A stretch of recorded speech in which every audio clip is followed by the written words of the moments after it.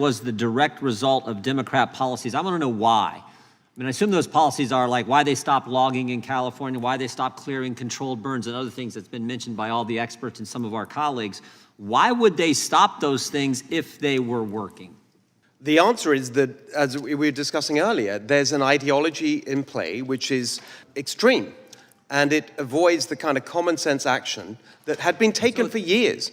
And that's what is at the heart of the fuel load. That is the key concept here. Of course, it's true that there are winds, but it's not true to say that these Santa Ana winds were unprecedented. They were the highest in 14 years, but not unprecedented. When we hear about Los Angeles, of course I agree about the points that were made in relation to the fire chief. But there is an important, if we could use a different, take one letter from the acronym DEI and just take the I and start a different word with it, incompetence, because you did see a total lack of coordination between the city firefighting force and the county and other leadership. You saw a massive delay in getting equipment to that first fire, which could have made a big difference in containing it. 44 minutes before anyone was there. You had the warnings of this disaster on January the 2nd of severe winds, on January the 3rd, life-threatening winds. On January the 4th, the mayor leaves the country.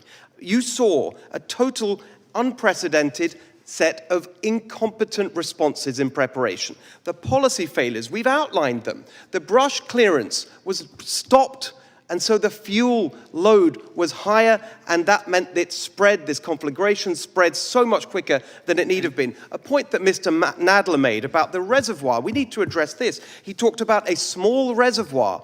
No, it was 117 million gallons. It was built in the 1960s precisely for the purposes of dealing with wildfires. That's why it was built. It was offline for 1 year. Why was it offline for a year? Because it was in action to comply with federal regulation about the covers, a small tear in the cover, and they empty the reservoir for a year. These are serious points. I hear all the time, we mustn't politicize, mustn't make it political. I agree with that, but it is about policy.